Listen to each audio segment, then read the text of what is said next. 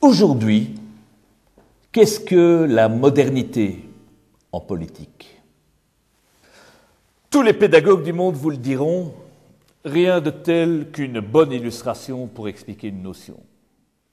Pour aborder la modernité en politique, nous prendrons donc l'exemple du ministre Antoine, que nous remercions de se prêter de bonne grâce à cet exercice.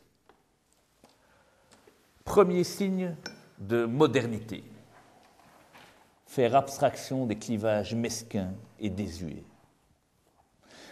Dès sa prise de fonction, le ministre Antoine s'inscrit dans la continuité de son prédécesseur, pourtant d'un autre parti. Il réclame à son administration l'ensemble des dossiers de subvention énergie en cours et écrit aux bénéficiaires qu'il les a finalisés, préférant ainsi l'action à la critique stérile. Est-ce sa faute si l'administration a mal compris sa demande et lui a transmis aussi les dossiers refusés?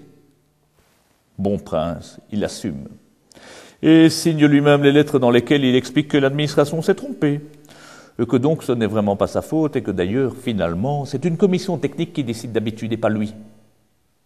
L'humilité, en politique, c'est résolument moderne. Deuxième exemple, la lettre de recommandation. Plus personne n'ose ce genre de démarche.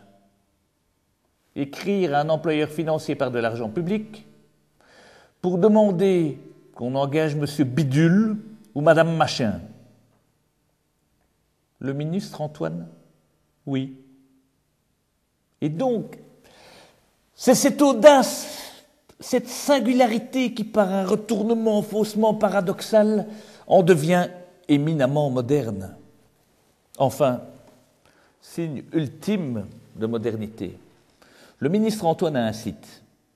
Ces permanences sociales, ce n'est pas via toute boîte ou des affiches qu'il les annonce, c'est par l'intermédiaire de son site. Quel visionnaire ce ministre Antoine. En plus, juste à côté de sa photo sur le site, qu'est-ce qu'on voit? Une éolienne. C'est pas moderne, ça?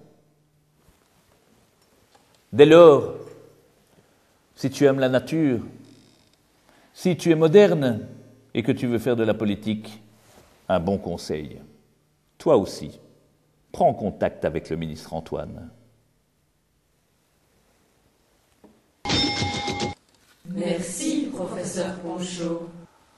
Sauver le monde est un plaisir et doit le rester.